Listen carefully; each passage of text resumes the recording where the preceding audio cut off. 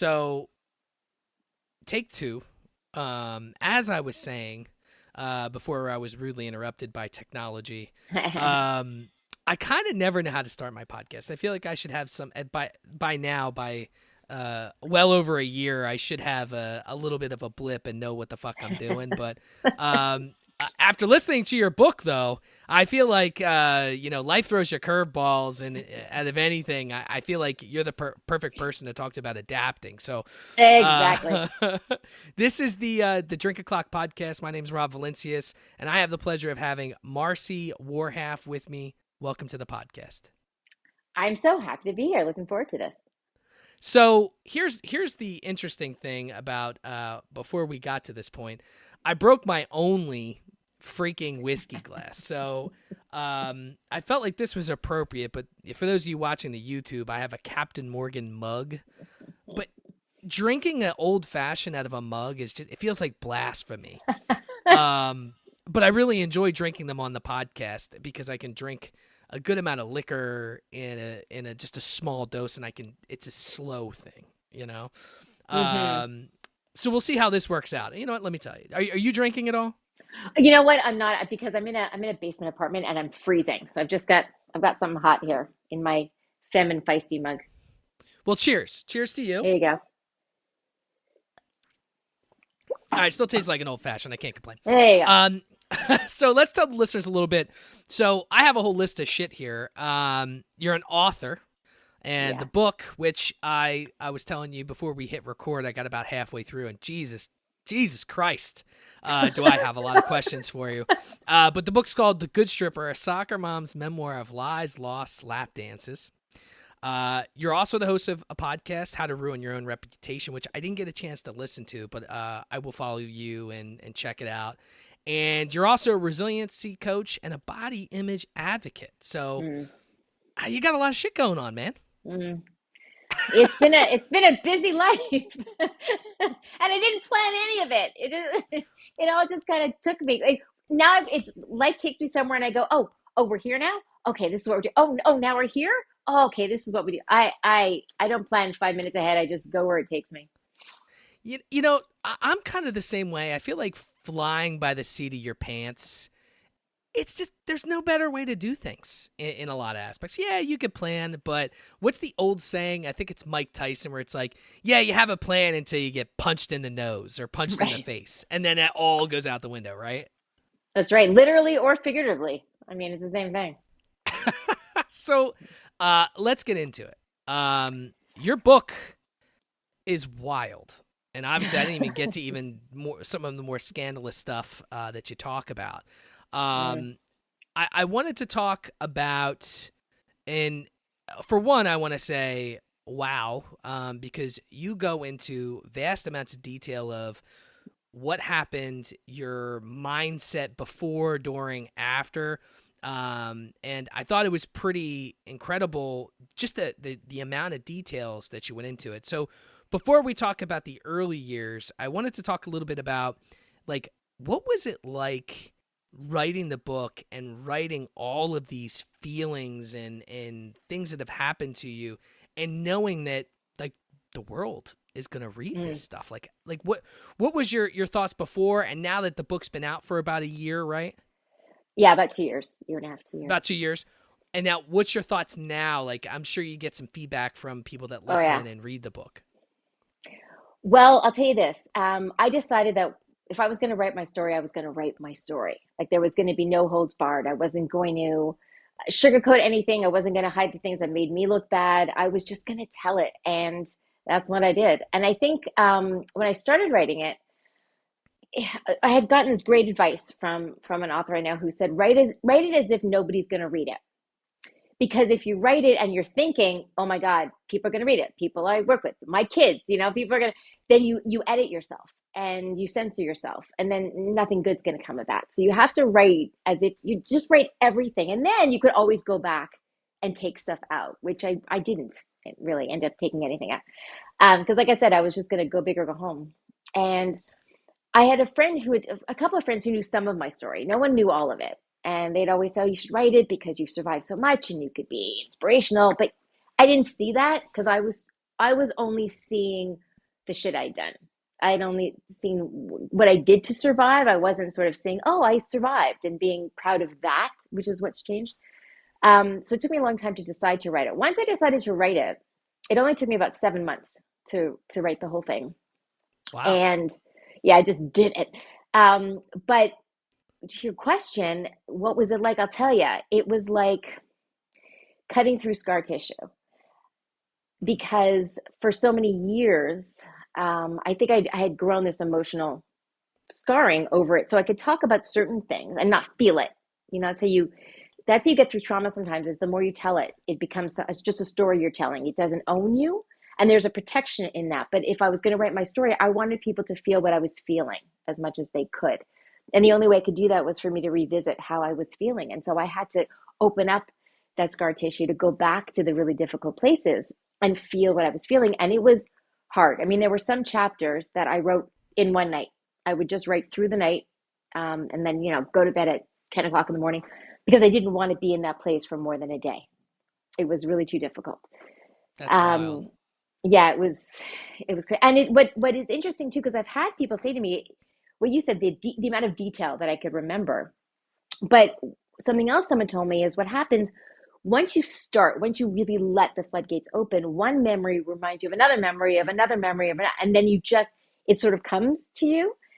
So there Yeah. are things I was like, holy crap, like I didn't even the things that you remember. And so it's kind of like going through decades and decades and decades of trauma or whatever in a very short period of time. So it was it was definitely an experience, but I'm so glad that I did it for sure.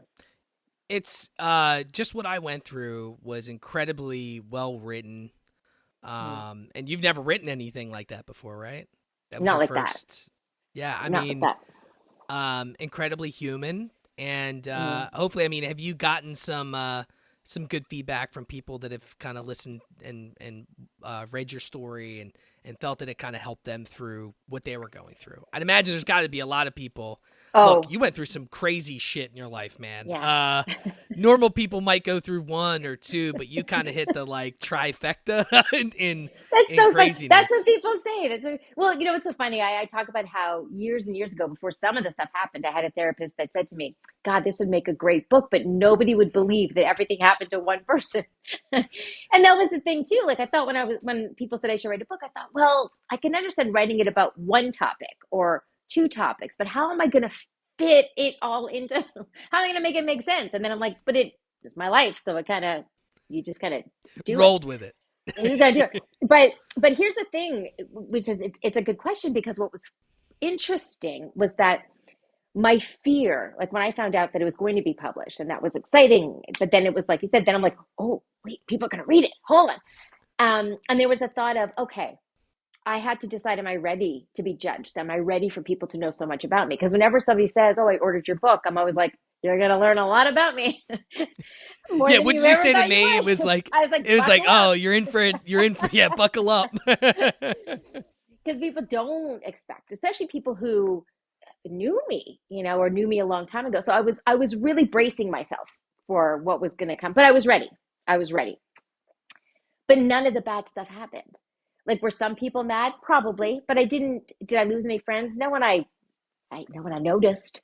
So what it got instead was I got so many people reaching out to me and saying, again, not everyone's been through all the stuff that I went through, but everyone's been through loss or self-esteem issues or health issues or relationship issues, or there's something that people could connect with. So I immediately started getting a ton of messages from people saying, I related to this, or I felt like this, but I had never heard someone articulate it that way, or I was so shamed, I carried shame because I did this, but hearing you say it, I realized I'm not alone. And that was what was so amazing. And I mean, it's been 2 years. I'm still every day, I swear I get messages from people like telling me that they don't feel alone, because I think the worst thing is that, especially when I carried so much shame for decades, I carried shame, shame, shame over things that I did. And because I felt like no one else had done such terrible things. And then you Yeah. talk about it and there are people who go, wait, I did that, or like or they go, okay, they think you realize, oh, I'm not alone. I'm not a terrible person. I'm human. And there's such a connection there, and people need that. So the feedback has been amazing. I mean, I heard from people that I went to camp with when I was 8 years old. They're like, "Oh, I wish Wow. I knew. I would." Everybody wants to save you all of a sudden. Um, Well, but do it you was think from amazing. do you think like it was like kind of cathartic that maybe it helped you heal parts of that old life, not just writing it, but also hearing that you're helping people as well? I think that was it. I mean, that's a common kind of question is, was it cathartic? And I'm like, in some ways, in a sense that what I found kind of cool was there were certain things that I was still beating myself up over. Yeah. And when I put it out on paper, I looked at it and went, oh, wait a minute. No, I know. Now it makes sense. I know why I did that, or I know why I felt that way or reacted that way. And I kind of went, no, I had a right to feel that way or do that. So that was really liberating. And I think for me, the biggest gift that came from this was the freedom in sharing all the things that had kept me prisoner for so long. So I had let this fear of, oh my God, what's going to happen if people find out? What if my kids find out about things from my past? Or what if I meet somebody and they're going to know something, or they know somebody who knows, and it's such a horrible way to live. And so when I said screw it, I'm not ashamed anymore, and I put it all out there, oh my, it was such a release, because nobody can shame you for something you're not ashamed of. So it Yeah. gave me the freedom to just be. And I'll tell you, once once you tell people the stuff that I tell people about myself, it's like now there's nothing I can't do, because I'm not going to be like, oh, what are they going to think? Well, listen, whatever they're thinking. So, and I'm fine. And I realized that in sharing all those things that I was afraid of, because it wasn't the secrets that were hurting me, it was the fear around the secrets coming out. It Yeah. wasn't what I did, it was that fear. And I realized once I released it all and the world didn't collapse, I was like, oh, all right, that's okay. And it gave me sort of the courage to continue just being as me as I want to be. And I mean, I wrote it, I was turning 50. And I was like, I'm not going to spend any more, waste any time not being fully me, I mean, if not Yeah. now, when? So, you really do get to an age where you're over 50 and at a fucks, and you don't care. So that's where I'm at. I will tell you this. I just turned 37, so I've been there for a little while myself, where it's like, yeah, I'm going bald. Don't give a fuck. Say what you want. Like I look like a homeless person if I go like a month without a haircut. Just because it's like a chia pet type of thing. But I will tell you this: the one thing I appreciated, and I will finish your book, and I'm sure I'm going to be sending you messages like, "What the fuck?" Mhm. But I really appreciated that you did your own audiobook. You didn't have Mm. someone else did it. You told your own story, and I could feel some of the emotion when you were talking about it. And I think like anyone, I'm an audiobook guy just because one, I work in an office, so sometimes I can do the dumb work and listen, with my headphones, which is what I did for a chunk of today. But also I drive a lot. So my commute's Mm. 40-45 minutes. And I hate the radio. The radio, it's all a bunch of fucking trap, shitty music anymore. And like, I can only listen to so much old school. So I'm like, I try to listen to. I'm gonna not lie to you and say I listen to self help books, which is what I probably should be listening to. But I'm a nerd, so I listen to a lot of like fantasy and things like that because I like to like sometimes get out of my own head, Mhm. Oh, um, yeah. and out of my road rage. So Hmm. I just zone out and I listen to things and Audible's fucking great, man. They have some really great books. But I just wanted to say I think and was that a decision you really made yourself, or you were like, I want to tell my own story type of thing? Yeah, it's funny because my publisher doesn't do audiobooks. And I was like, so if I was going to do it, I was going to do it on my own. And I really wanted to. And I know a lot of people nowadays who don't either have the time or just don't have it in them anymore to sit and read a book. And like you, a lot of we're used to doing podcasts and all these things. You're doing other stuff while you're listening. And I really wanted to do it. And then I if it was a book about something else, if it was fiction, it wouldn't really matter. But my story, to hear somebody else tell my story, it just would have been weird. So I had to do it. And I'll be very honest, I did it early on, and I wish I could do it again because I feel like I was still kind of there. It's one thing to write it, but to read it out loud, there were things I was like, oh, how did I say that? I wrote that? Like there's certain Yeah. there's certain things that I was still kind of like uncomfortable with that I've gotten more comfortable with. But yeah, saying it out loud, I was like, oh boy. I Yes. definitely laughed a couple times to myself when you were doing it. I'm like, oh man, like I'm thinking in my head, like, because a lot of times, since I'm a content creator, I don't just think about it from the actual piece, but I also think about it from the person who's making it too. And just kind of like what the mindset as you're going through it. And look, you laid it out there. And let's get into it a little bit. So Okay. let's talk a little bit about your early years. A couple key points, and you could get into whatever you like, whatever you're comfortable with. Mm. You lost your brother to cancer. He was No, it wasn't 21. cancer. It was a liver disease that we didn't know. Um, that was the thing. It was very rare. Yeah, it was crappy because my parents had divorced when I was 10, and my father was out of the picture. And Yep. my brother was 5 years older, and just like the sun, the moon, and the stars to me. Him and my mom were like, that's why, like, my father leaving was not great, but I had such a great, my mother and my brother um, were such a great support system. So I was good. And my brother was just like, oh, I adored him. I loved him. I do always describe him as the invisible armor I wore out in the world. He was the perfect big brother. If someone was bothering me, he'd offer to give him a talking to, but then he would also make me stand up for myself. And he was great. And he got sick, but we didn't know what it was. It was a rare liver disease. There weren't the symptoms that you're supposed to have. I mean, he was athletic, and they thought he had mono, and it took a while. By the time they realized what it was too late. Okay. And he was 21 and I was 17, and I didn't have time, even though he'd been in the hospital. I didn't have time to process it because I think my mother was trying to protect me and not tell me how sick he was. And so it wasn't like, look, even if you're prepared, it's gonna wreck your world. But I was Yeah. literally writing my English exam and my final English exam of high school when the vice principal came in and tapped me on the shoulder and took my papers and led me out of the room. And my uncle was waiting for me, and I was like, oh no, and then it's still, I'm walking out going, oh, I guess they want me at the hospital. I guess I don't know, took a turn. I still didn't register that he died.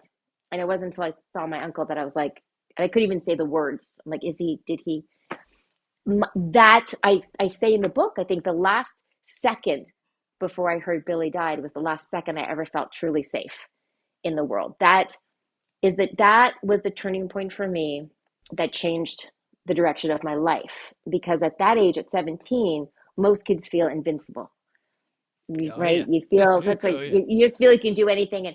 And for me, I realized, oh my God, if this could happen to him, anything can happen. And so I was struggling with the feeling completely unsafe, but also I felt guilty because to me, he was so great and he was such an asset to the world. What was I? Like, the world didn't need me.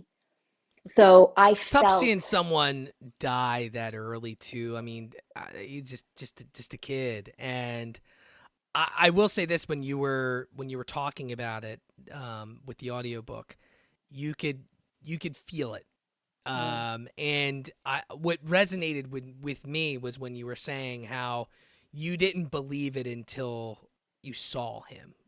mm. Like you Even kind of then, like you like you just didn't want to believe that he was gone until it kind of I forget what you said, like his eyes were closed and you saw that. I think you said you saw he wasn't breathing, the or machines like you were did, off. yeah, the Everything machines was, were off. That's what it was. yeah. But I was standing with my sister who was older, and he'd been between us. We weren't close at the time because he was the one we were both really close to him. And I remember standing with her when I walked into the hospital and I see him and all the machines are off. And I said, are they sure? Like, I whispered because I'm like, what if he was okay? But he's going to hear us talk about him. And that would be terrible to hear.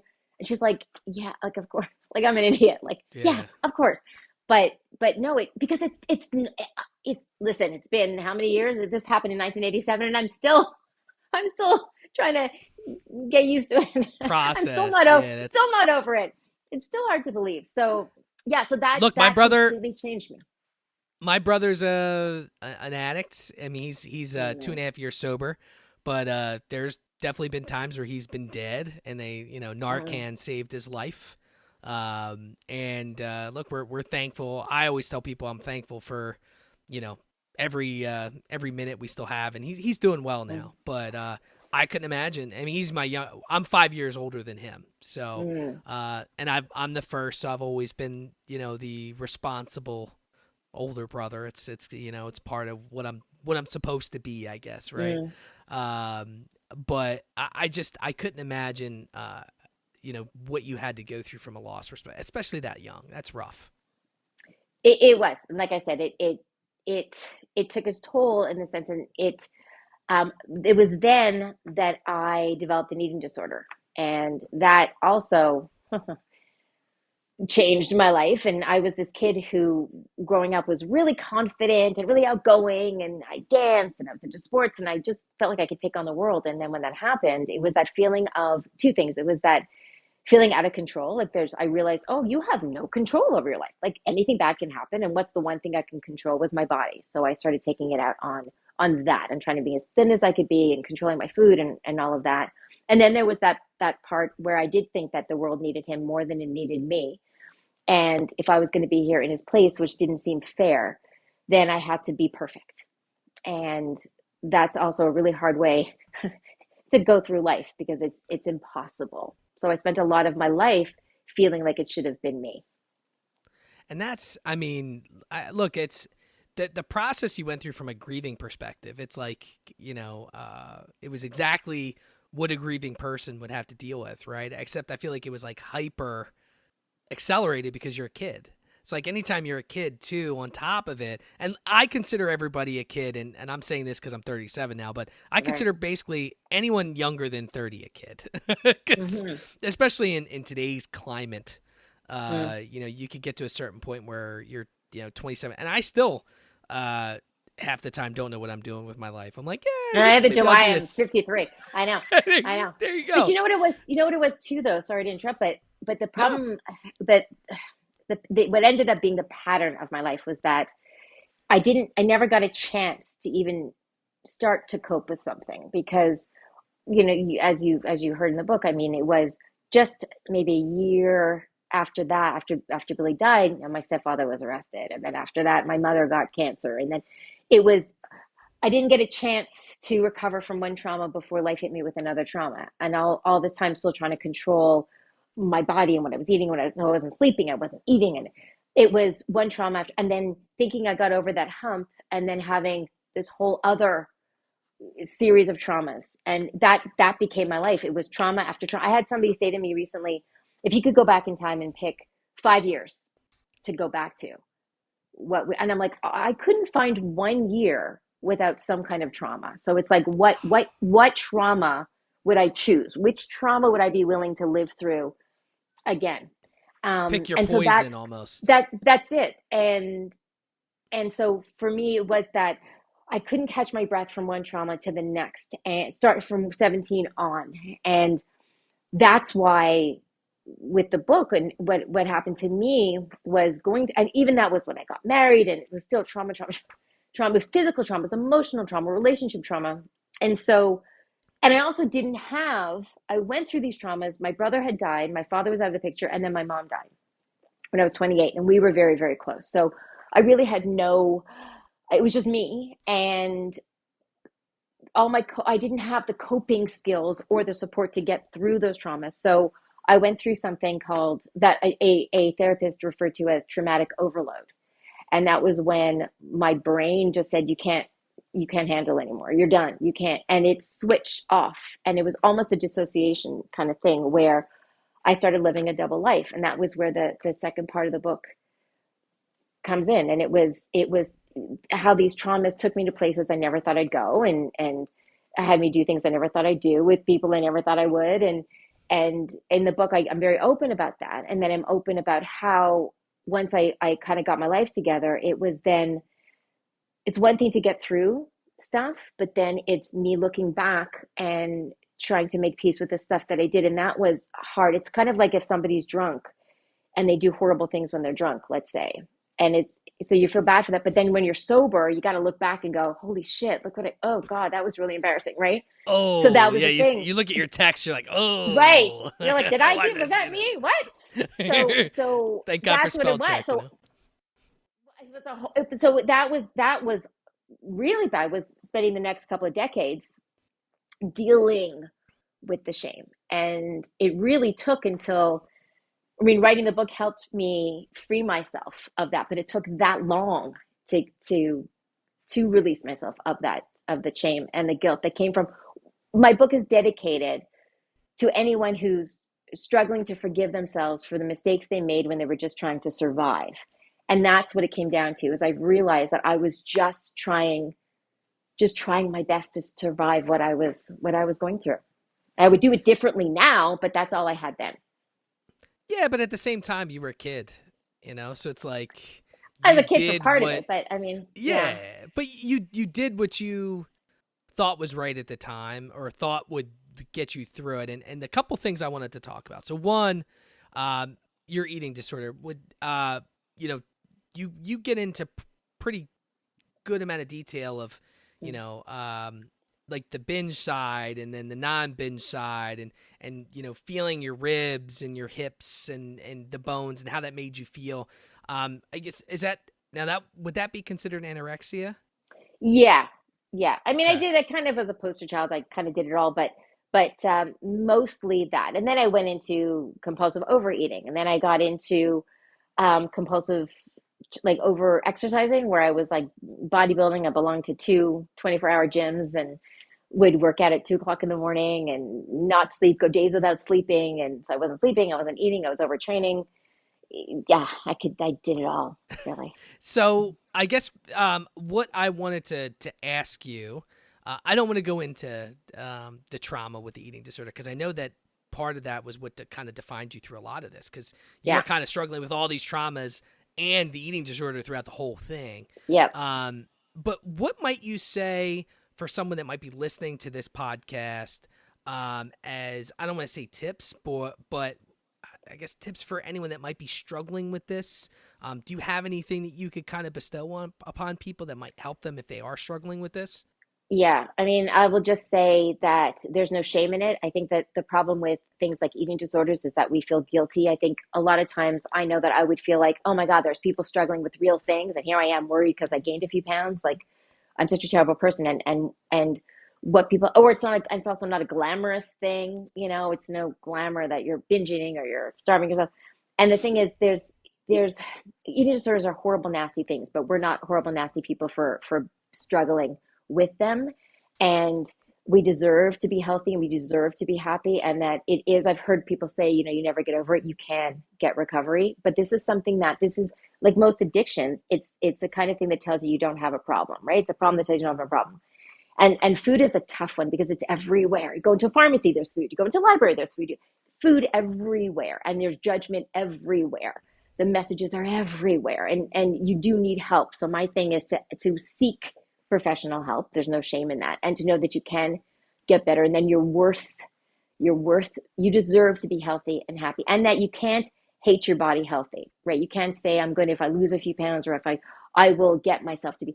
You have to love yourself in order to be healthy. You can't hate yourself thin. You have to love yourself happy, and you deserve it. Town Podcast is a podcast that features your town's dark, wild, and sometimes unbelievable past that will have you thinking there is no way that really happened here. Matt, Meg, and Zach dust off the books and hit the streets and the occasional nursing home to unveil your town's past. From small towns to where we live to big cities before they were what they are today, this is your town, your stories. And in society, it's even worse for women. It's Guys can it's kind of bad for have a beer everyone, belly. but it's, yeah. Oh, and it's from, let me tell you. I mean, I used to do workshops at schools on body image and self esteem, and I mean, the messages that we get them. We don't even realize how we're getting them from birth. And so, yeah, and the fitness industry messes with us. It's a really tough one to deal with. So there's no shame in struggling with it, but I absolutely think it's something that's worth getting help for it, and because recovery is possible. Yeah, and hey, look, I mean, in today's day and age, look, you know, you're a little bit older than me, but we both kind of grew up at a time where social media didn't exist. Mm-hmm. So the Mm-hmm. body image thing, I feel like, has gotten like hyper fixated, Mm-hmm. and I recently had to kind of, I use Instagram, and I'm not the biggest fan of Instagram. I never have been, but a lot of the guests that I bring on, they use Instagram. So I kind of had to jump into this. And, there's a lot of that hyperfixation on image. And there's so many people that portray this perfect image, right? Like, look at my life. I'm on a beach and I make Mm-hmm. hundreds of $1,000s and blah, blah, blah. And it sets this unrealistic expectation for a lot of people. And I will tell you this, just in terms of myself, my body image, I mean, I was a fat kid and I was bullied growing up. And because of that bullying, I said, fuck it, I'm going to lose a shit ton of weight. And I lost so much weight, I remember I could fit my hands in my rib cage. Like I was Oh. 125 pounds probably. And then, as I got older, I enjoyed, alcohol and French fries and cheese and probably copious amounts of other things. And I'm definitely overweight now that I shouldn't be, but I kind of accept myself to a certain degree. I know I need to be more in shape, and I'm working on it. It's a work You in know what? progress. Here's the thing. Sorry, go ahead. I won't cut you off. Go ahead. No, the only other thing I was saying is like for me, my tip for a lot of people is if you have one bad day, don't give up. And for me, that I've had that happen a couple times, and it's like, oh, well, I had French fries yesterday. I guess I'm fucked. If you are listening to this and you do struggle, one bad day isn't gonna kill you. Just pick yourself I up. want to interject though, but I need to interject though because I want to say the bad part. It's that it's not a bad day. Also, it's a day you we have to let ourselves like yeah. If eating pasta or chocolate or things that you love is going to make you a little bit softer, a little bit heavier, but you're going to enjoy it, then enjoy it. Nobody says one thing I learned is that I'm not better when I'm thinner. I'm not icier and sassier and funnier and even sexier when I'm skinnier. Like I'm still me, but I think that to deprive ourselves of the things that we love because we think that the smallest version of ourselves is the best version is wrong. I think there's a difference between eating to the point where we're punishing ourselves and so we eat so much and then we feel lousy. Of course not. You don't want that. But oh my God, like I don't want to live in a world where it's not okay to have chocolate. Like I don't want that world, and I did and I lived like that. I deprived myself of everything. And was I happier? No, I wasn't happier. And you know what? I still doesn't matter how much you lose, doesn't matter, how perfect you think your body is. There's going to be somebody who's going to slam you for something. There's going to be somebody who's going to create. So what are you killing yourself for this? Life is on, it sounds so cliche, but life is too short to not let yourself have the things that you want. So it's not a bad day. There are days when maybe there's nothing wrong with comfort eating too. There's times when you need to be extra kind to yourself and indulge a little bit. It's not a bad day. Maybe it's a day when you're just giving in a little bit more. And then if you do that, then the next day you might not need it. But another day you will. And it's not bad. It's just different. And life is like that. You ebb and you flow and there's waves. And don't whatever you have to do to get through each day is okay, you know. Yeah, I could agree with you more, and I think one of the parts of your book that resonated with me a lot was, and it's wild. It's when you were describing the one night you laid down, and I guess you weren't really leaving your room, Mm. and you didn't eat at all, or you just weren't eating, and you felt your heart pounding, and you're like, oh shit, like I should probably maybe go to the hospital, get some help, whatever. And you're like, and you just laid in bed and you saw the sun coming up and you're like, oh, okay, I'm going to live. And then that's when you went to sleep. And that shit kind of hit me a little hard. I'm like, damn, like that's fucked. Like, Because yeah, well, I'll tell you, there were a few things because that night I was young still, and my mom was in the next yeah. room, Oh and yeah. we just lost my brother, and I felt my heart beating, but I felt it slowing down, and I thought, oh, all right, I'm gonna die, like I'm gonna die tonight, and that's because I haven't eaten, and and I thought I really should go into the kitchen. So weird how I should go into the kitchen and eat something, and then I thought, well, what if I'm not though? Like, what if I'm just overreacting, and I eat something for no reason, and I get those and I was like, all right, I'll wait it out and see what happens. But I had done the same thing. Fast forward 10 years later, or more than 10 years later, when I'm working out at the gym. And at this point, I'd gone through some crazy stuff in my marriage. And I was really trying to find my self-worth through the sexualization of my body. And I was overtraining, and I'd taken diet pills, and at the gym at 3 o'clock in the morning, and I felt pain in my chest. And I thought, oh, I'm having a heart attack. I should stop working out. And I'm like, but what if I'm not having a heart attack? Before you go into workout. that, but before you go into it, what diet pills did you take? Because I kind of had the same experience, but I don't even remember. Like, this is like 20 years ago. There's like a man and a woman on the cover. I was a kid. I was like 15 or 16, and I think it was Stacker 2s. Do you remember those? I don't remember. They had ephedra in it, right. which is banned. Oh God. And I took 2, and look, I don't want to say I'm a mama's boy, because I do a lot of my own shit, and I'm very independent. But when I was younger, like, I felt like I could tell my parents everything. So, when I was 5, my hermit crab bit me. I said fuck. I told my mom. I'm like, Mom, I cursed. I said the F word, and she's like, wow. It's okay. Don't say. I have a bad conscience, and I'm still, to this day, I have this conscience that's like, it's bad. It's bad. If I could never cheat on anybody without telling them, like, probably premeditated. Yeah. I would say, look, like, this is what's gonna happen. Like, I'm just that type of person. But I'll never forget. I sat there. My parents were always cool. My dad did every drug in the book. Acid. He grew up in the 70s and 80s. But I took 2 of them because my cousin Earl was taking them. He was fine, and he did a shit ton of drugs. But I was never a big drug person. And I took 2, and I felt like my heart was pounding out of my chest. I took my mom upstairs. I'm like, listen, I feel like I'm dying. Like, this is what I did. I'm sorry, but like, and she's like, just calm down. Like, take it, just relax. Like, I'm so happy you told me. Like, and we kind of moved through it together. And, it's some scary shit when you feel your fucking heart pounded through your chest. But sorry. It is. But agree with you. But that's the thing, is that that's normally for normal people, it's scary. But for me, because of where I was with the eating disorder, it was like I was more afraid of missing my workout than it was of dying. And the same thing happened. I talk about in the book, where one night I was walking to the gym at like midnight, an hour away. I did my workout, walked back. It's like 4 o'clock in the morning.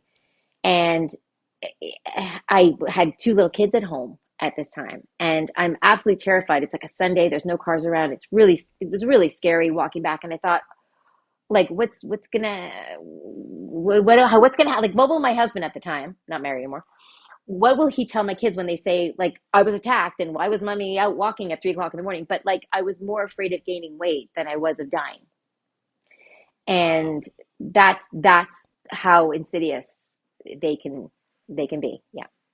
But again, same thing. Yeah. But for me, to go back to with my story and with my book, at the beginning, it was about me trying to control and me feeling like I wasn't good enough and I had to be perfect. And that was where the eating disorder came in. And then that's when I was 17. Fast forward to me being married and a mother of 2. And I'm now in my 30s, early 30s. And I'm still dealing with the eating disorder. And it's coming up in a way because my relationship took such a crazy turn. And here I am feeling like there's the only thing I felt like I could be in life is I wanted to be the best mother I could be, because I had lost my mom and my kids were everything. And I felt, though, I wanted them to feel loved every second. I didn't feel lovable. I didn't feel worthy of love. And I felt that if I couldn't be loved, then maybe I could find myself worth being sexualized. And so that was how I took, same thing. It was still control with my body and finding self-worth through my body. But younger, it was through dieting, and older, it was still through dieting, but it was also through allowing myself to be sexualized. So it was a theme. Sex and food were always a theme. That's always how it is, right? But the 2 things I want to hit before we get into that crazy side. One, right. I resonated with your part about your mom. And, obviously I felt like, doing this podcast, 1, I had to talk about your brother, and 2, we had to talk about your mom. and I have the same type of mom that's very protective, and I feel like so my mom got COVID really bad, and she was in the hospital and was like, she could have died. And she didn't tell me until she told my brother right away because he lives with her, but she didn't really tell me until after things kind of like worked its way out. Or at least like where, because she wanted to protect. I feel like there's like something with my mom, especially me being the firstborn, that she needs to feel that she needs to protect me to a certain degree. So I felt listening to that part of the book where you're talking about how your mom didn't tell you how bad her cancer got. And then even when you went to go see her, she's talking about how, I'm going to come to the West Coast and visit you. And, she's terminally ill.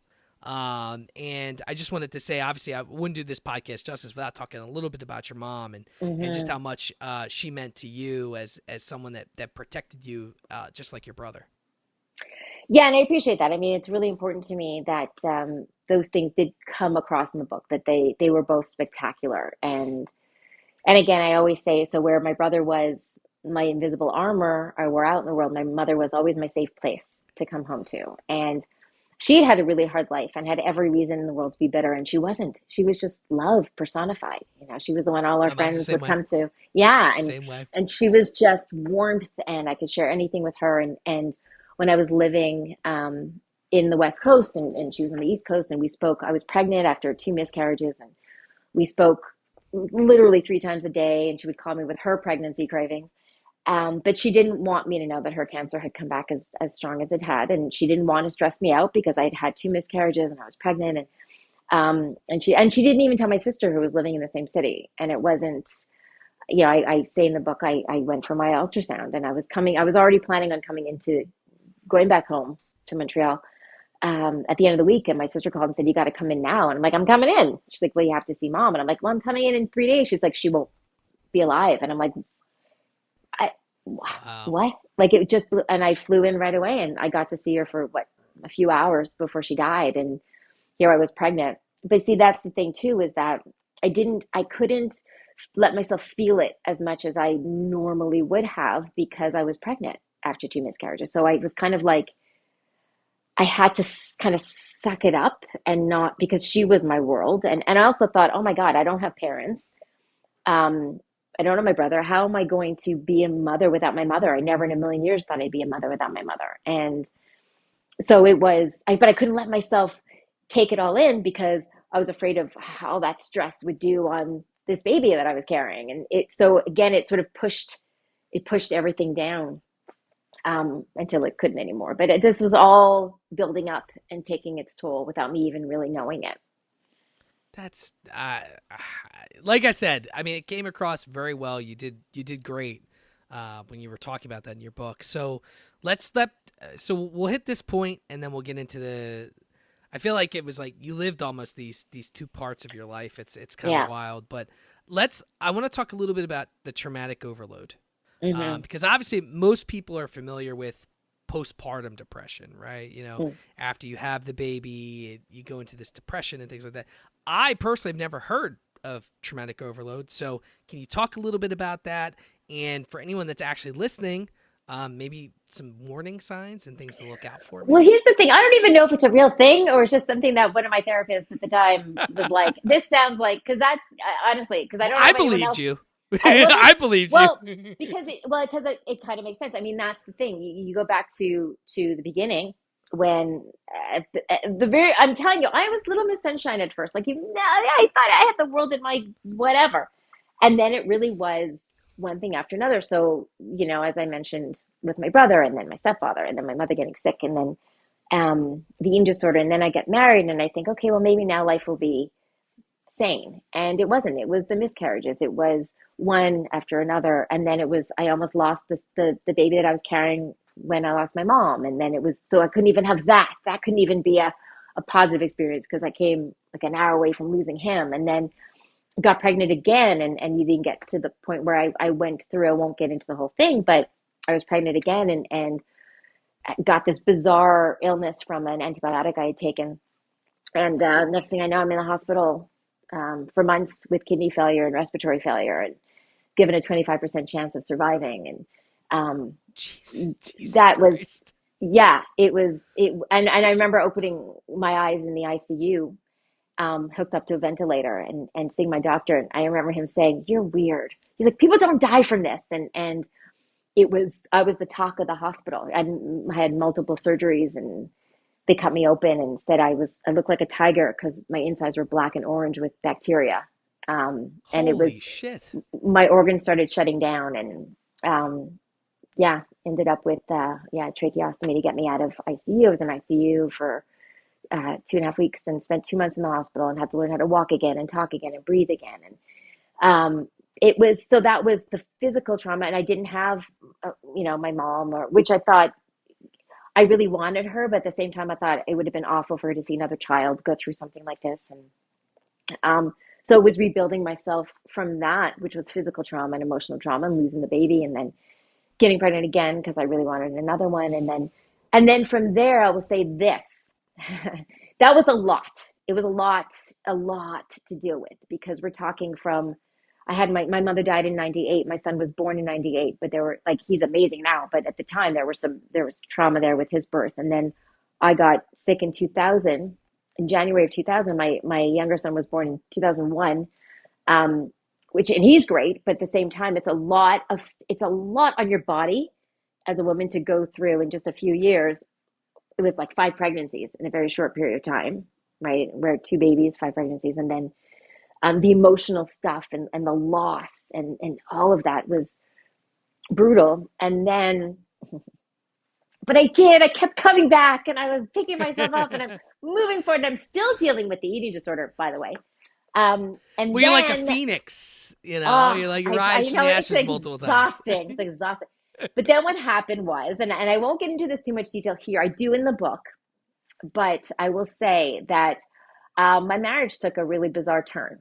So it was really just a few months after my younger son was born. And I had been married, how long had I been married at this point? 7 years maybe? And there was just a side to him that I hadn't seen before. Maybe it was a surprise to him too. I don't know. But he had mentioned a few times at the beginning of our marriage about wanting to open up our marriage to other people. And it wasn't my thing. I was always a sexual person. So it wasn't like, our sex life was good and I'm always whatever. But I'm in your boat. I'm in your boat, yeah, man. I was just not, I'm much more of a focus on, get really comfortable with someone and then you can have all the fun in the world. But I wasn't into kind of opening things. I just wasn't. And also I was dealing with my body image. And so I wasn't thrilled with the idea of like showing everybody everything, how that would change.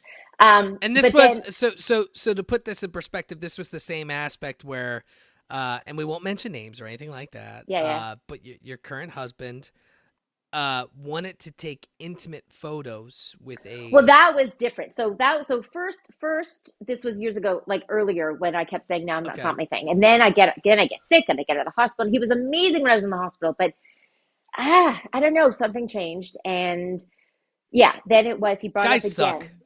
Well, Guys suck. some, I always say, look, I'm not going to, I don't know. I know, but we just laugh about it, right? At this point. But what had happened was he brought up again wanting me to be with. Actually, what he wanted was for me to be with a friend of his. That was the first thing. And the idiot friend, right? Right. I know. I call him idiot. I can't believe they left him as idiot in the book. But yeah.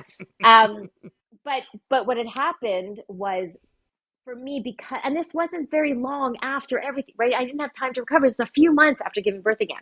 So again, I'm also dealing with like my body and whatever, but that something clicked in me where I was done. Like I couldn't, this was almost a betrayal because I felt like what I said earlier, I felt like you don't want your partner to be possessive or controlling, but at the same time, I felt like he'd almost lost me, right? The doctors did not expect me to survive. And here I had made it and rebuilt my body and come back and had another baby. And he wanted to share me. And I didn't feel very protected. And I didn't have my mom. I didn't have my brother. So I felt like, well, I guess that's it. Like, I guess that's what I'm good for. And his friend had always had a thing for me. And so it was like, well, I guess that's what I'll do. I'll be the best mother I can be. and I'll find my worth that way. And it was that, and I did. I was with his friend, and he was there, and I talk about something very specific that happened at that time that made me Yep. feel like Yeah. trash. And that was the turning point for me. And that's when the double life started, because I thought, okay, this is, and I felt the opposite of postpartum. Actually, I say in the book too, where for some reason after I had my second baby, I knew something wasn't right, but it wasn't. I didn't feel, it was the opposite. I didn't feel angry. I didn't feel tired. I felt like Superwoman, but like not in a great way. I felt detached from, I felt very connected to my children, very protective of my children, but for me, very detached from myself and from my body. And so I was sort of more vulnerable to things. And I'm like, all right. And I just kind of ran with it and ended up becoming this, like, trying to be the perfect mom by day, and then the town vixen at night. I mean, yeah. I look. One, I will say, like, we won't talk.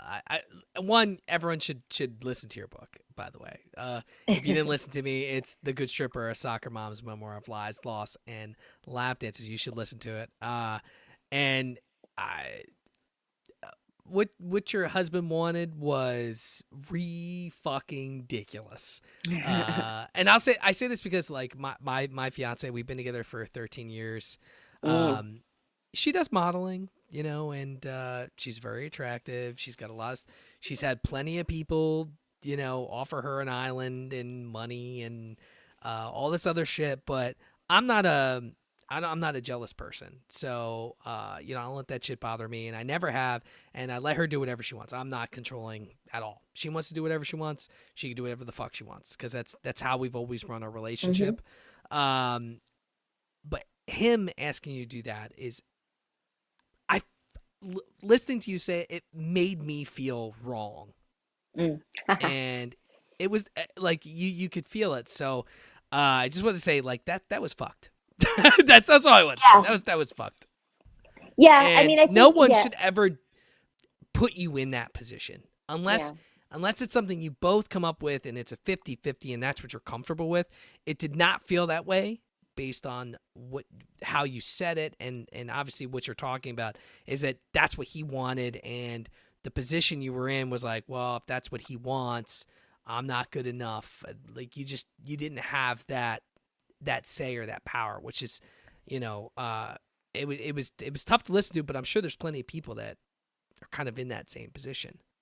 Well, it was weird because I'm very clear to say, though, it wasn't like he forced me. It wasn't Yeah, anything like that.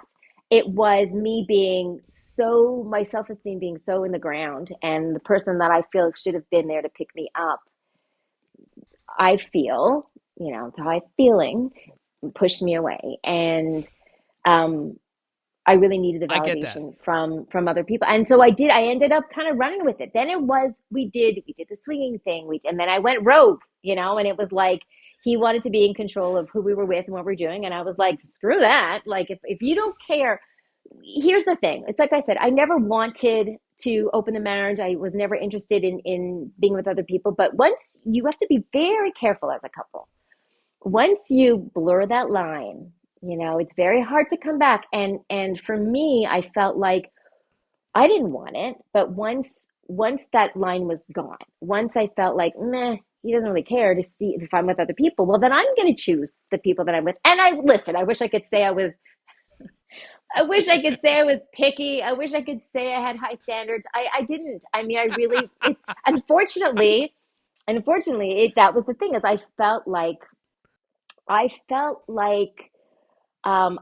should be appreciative for whoever wanted me. That anyone who kind of gave me any attention, that I was just trying to drink it up and soak it up. And so I look back and I kind of shudder at some of that. And thank God I survived a lot of things. Thank God I did. I put myself in situations that weren't great, and here I am again trying to still be the best mom. And that's one thing I will tell you, that I when I told my kids about my book, I they didn't know any of it. They knew I had been ill. They knew obviously about my brother and my mother, even though they hadn't met them. But they didn't know about the dancing. They didn't know about this, obviously the sex stuff. And they're not going to read the book. They don't need to read the book. But they've been from the get-go 100% in my corner. And that was one thing when I wrote it, a couple of my friends who knew that stuff had said, "Oh my God, what about your kids?" And that they were the only ones whose opinion I cared about. And I remember telling them about it when it was coming out, and they were so great because I had done everything I could to be there for them. This is why it was unhealthy for me, because I was the mom at the park creating obstacle courses and Easter egg hunts and just I was just with them all the time, and I made sure I was home to tuck them in at night and to read them stories. So I would go out, and when I was stripping, which I didn't do for that long, but when I was stripping, I would put them into bed, and then I would go to the club, and then I would dance, and then I talk about how I was the only dancer who had a protein shake in my locker. I didn't have a sip of alcohol. And then I would go to the 24-hour gym, and then the 24-hour grocery store, and then get back and take a shower and be up with them. So I was always there for them. So they don't remember a time when I wasn't there. So they were like, "You did? Oh, wow. Okay." So Yeah, your alter ego was yeah, Cassidy, and it would Cassidy. be behoove us to not talk a little bit about that. Hmm. And the double life thing I thought was very interesting, and I was cracking up when you were talking about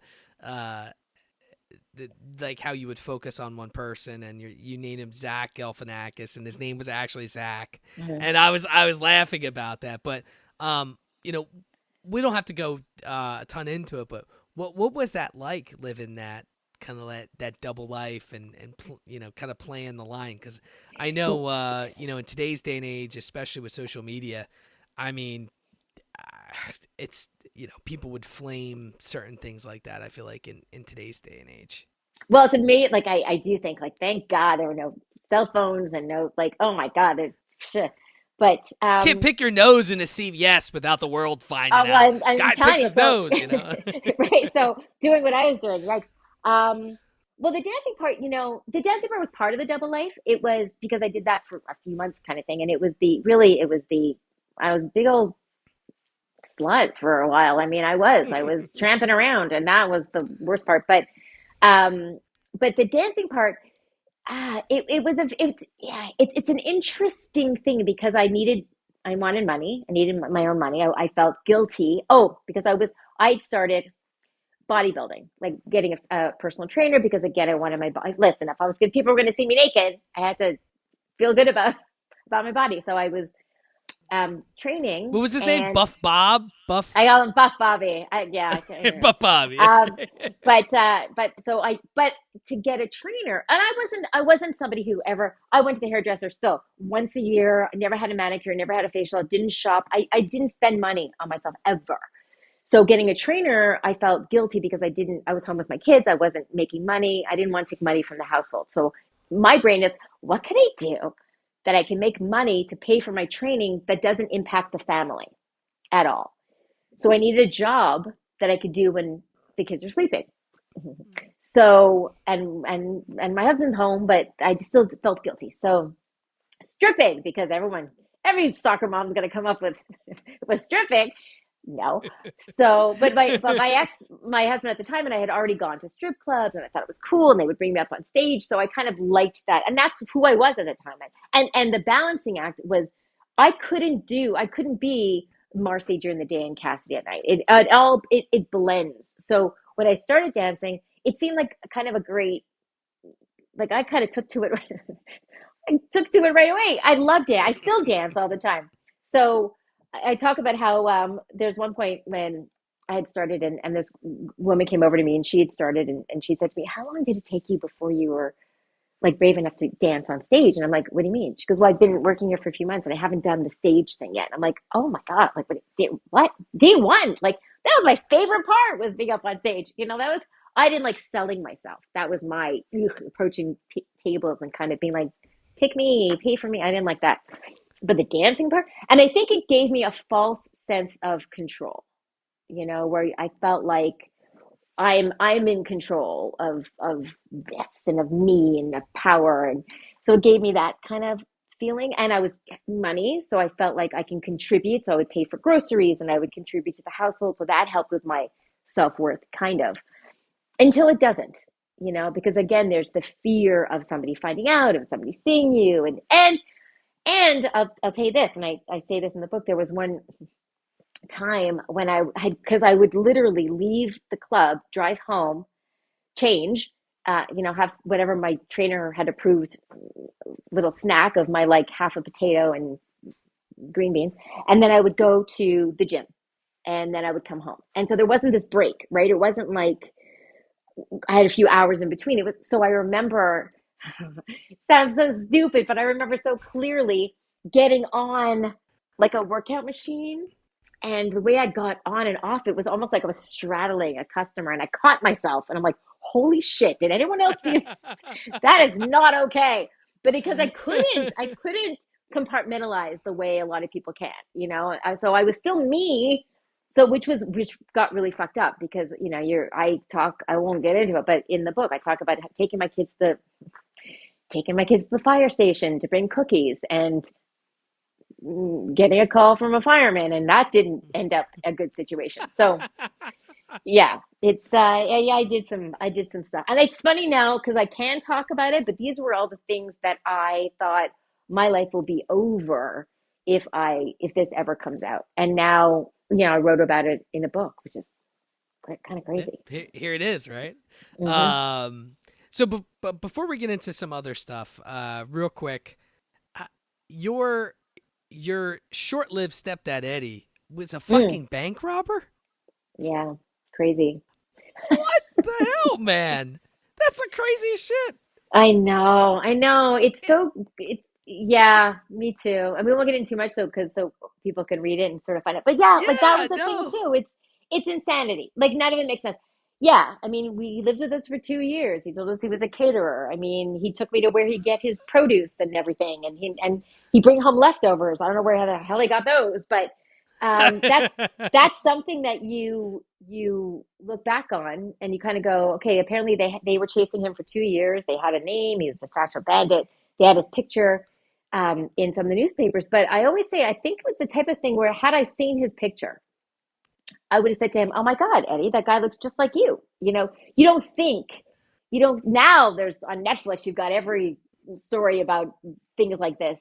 But at the time, again, it was like 1988. Because also my brother had just died too. So we're in this like crazy, now I'm supposed to think that there's never going to be a thought of, oh, so he's home late, he rents cars, he doesn't always have the same car, we've never seen where he worked, like, he never cooks for us. You're not going to think maybe he's robbing banks.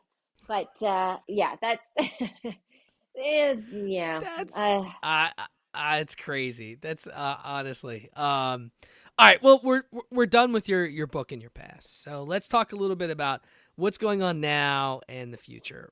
Obviously, I follow you on Instagram. You're very vocal about the world and things that Yeah. are going on with between Israel and Palestine. So Right. I wanted to talk a little bit about what that means to you, Mm. and if there's anything you could say that could kind of shed light on the situation. Because I will say this, in terms of, for me, Yeah. I don't know enough about it to speak intelligently about it. So I always like to talk to someone that it seems like you're a little bit more plugged in with a lot of the stuff that you talk about. And what does that mean to you? Well, so I'll say this, and I won't really get into too much of that, except to say that I've always been outspoken. I've always been somebody who stood up for what I believed in. And when I was, I think, in maybe grade 3, we had to do a write a speech in the voice of somebody that we respected, and I was Martin Luther King. And I've never been intimidated by anyone or anything. I've always That's a been good thing to somebody have in who, today's day and age, absolutely. honestly. And I've always been somebody who wasn't afraid to speak my mind and to stand up for people, and I didn't care if what other people thought, as far as, am I going to lose followers or am I going to lose whatever. But I always felt like I was always somebody big on, I don't like injustice. I believe I don't have to understand everything about you to respect you, as long as you're not doing anything to hurt anyone. I feel like everybody deserves respect. Everyone deserves equal rights. And my mother used to say all the time, no one is superior nor inferior to anyone else, not based on, race, religion, sexual orientation, money, anything like that. So what I'm finding the most difficult about what's happening now is that Yeah. I am Jewish, and I used to say I was Jewish because I'm not observant, Yeah. but I don't say that anymore because I think it's important that what I think a lot of people are finding is that a lot of Jewish people are finding that we're feeling politically homeless right now because I used to think I knew who were my people, just meeting people who stand up for other people. And this is a time where I can say that I've never felt more unsafe in the world, and that says a lot for me. My story. So for me to say Yeah. I feel unsafe, it's because there's a lot of people who just jump on what's trendy and get their news from TikTok or wherever, and um, are making a lot of assumptions about right and wrong, and whether I just want to say personally that I feel for everybody who's a victim in this, every side who's a victim of this, any civilian from Palestine, Israel. I want everyone to be free from the terrorists, and I think that what's been so upsetting is that we're seeing people are the amount of anti-Semitism has risen in the world. We're not talking about Israel. We're talking about people demanding the death of Jews, which all over from where I am in Canada to London to France to everywhere. And I think it's so upsetting to see that there's a lot of silence around that, and that so many of Yeah. us who stand up for other people are finding that we're standing alone. And so I would just urge people to really do your own research, beyond what your favorite celebrity or TikTok influencer is saying, and have some empathy, and look at the big picture, and just there's things going around saying you don't have to be Jewish, you just have to be human, just to at least stand up for anti-Semitism, even if you're not pro-Israel or whatever. But I will say just about this whole war thing, it's that I consider myself pro-Israel. I consider myself pro-Palestine. I'm just anti-Hamas. I'm anti-terrorism. That's it. I'm pro-human, you know. And so Couldn't it's agree with you more. and I don't love, look, my social media is usually filled with dance videos. That's what I do. I go out on the street. I dance in public places. I dance. Um, like I invite people, strangers, to dance with me. I mean, that's my thing. I always say I've cried enough tears in my life that now when I want to dance, I dance, and I love it. And so for me to be posting anything political, I don't love it, but I sort of feel like it's necessary sometimes. But let's just No, hope and that we look, can find some sort of it, some. I don't know. There's no solution I get really. it. Look, it's good you're using your platform for good, because I think there's too many people that not only just spread misinformation, but they have their own agenda, and it didn't seem to me like that's you. You want it to be known that there should be a healthy resolution, and not. I mean, you see some crazy shit that comes out of there. But Yeah. all right, we're done. We're Okay. almost obviously we're over what I wanted to do, but you have such a fucking insane life. I knew we were gonna go long. Uh, let's get into the current fun, All right. crazy good stuff, Marci. So you're a resiliency coach, you're a body image advocate.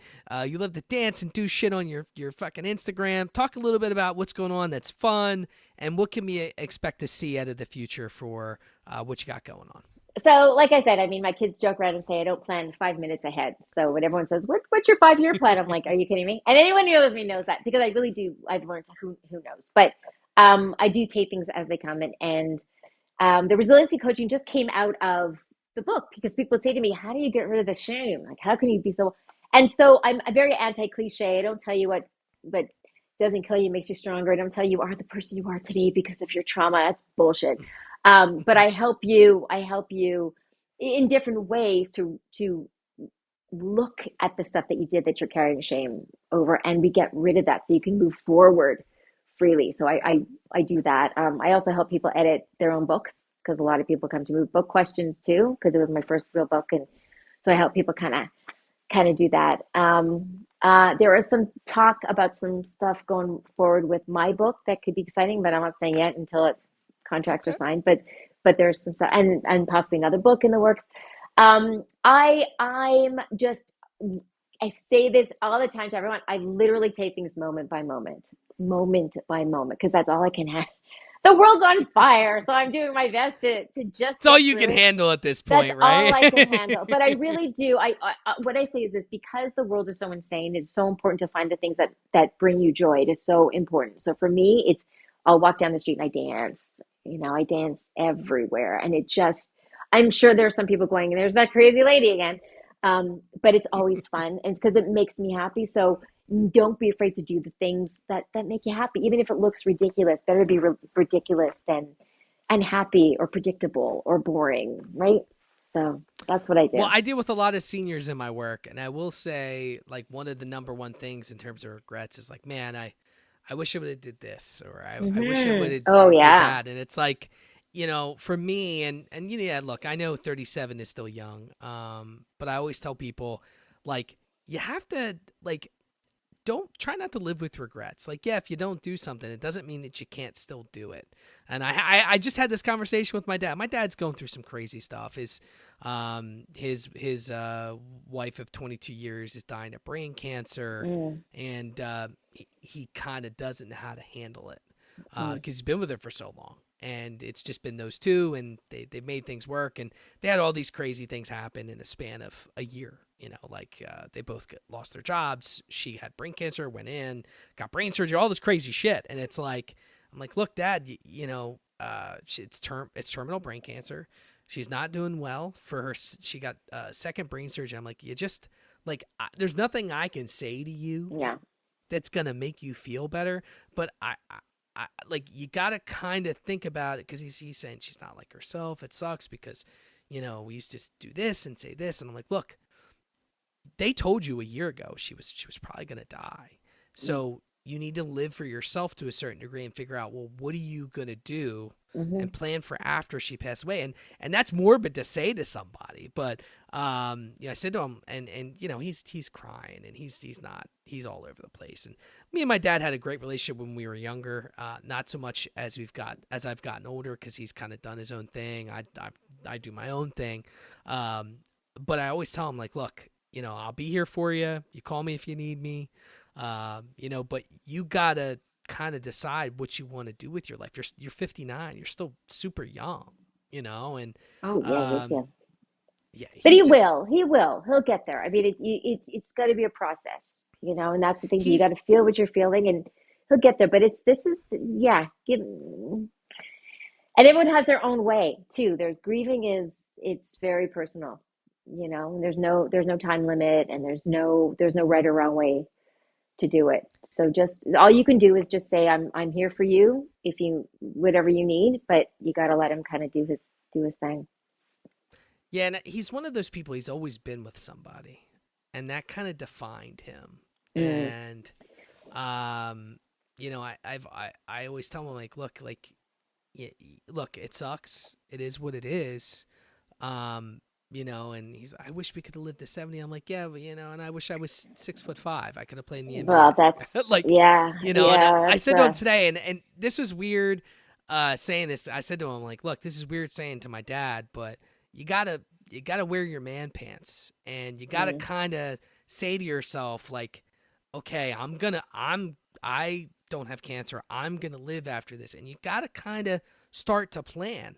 And I know that that's not something you're ready to do because you're grieving, but you be do have to. gentle. Well, yes and I no. You know. got it. No, I just and part of wearing those man pants are letting yourself feel what you have to feel, and that's the thing. And you have Yeah, to let him feel. He might lose his shit for a little while, but you know what? Let him lose his shit, and then he will find his way. Don't push him into moving forward yet. I'm going to I disagree with you on agree. that. I agree to a certain point. I guess because It's I'm the only hard one to he watch calls, somebody. and Yeah, it's yeah, hard. But then what you have to do is you have to figure out how you're, don't worry about what he's going to do. You figure out your boundaries and you figure out what you need to do for you to get through when he's going through what he's going through. So let him handle his should, but then you take care of you and figure out how you're going to balance being there for him, but also taking care of yourself.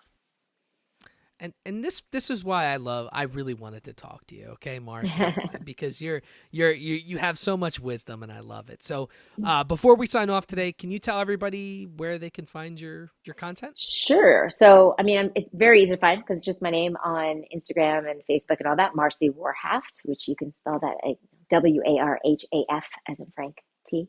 My website is marciwarhaft.com. I make it very easy. The book, again, The Good Stripper, a soccer mom's memoir of lies, loss, and lap dances, is on Amazon or Audible audiobook. And if you do pick it up and listen to it or read it, find me, message me, and let me know what you think.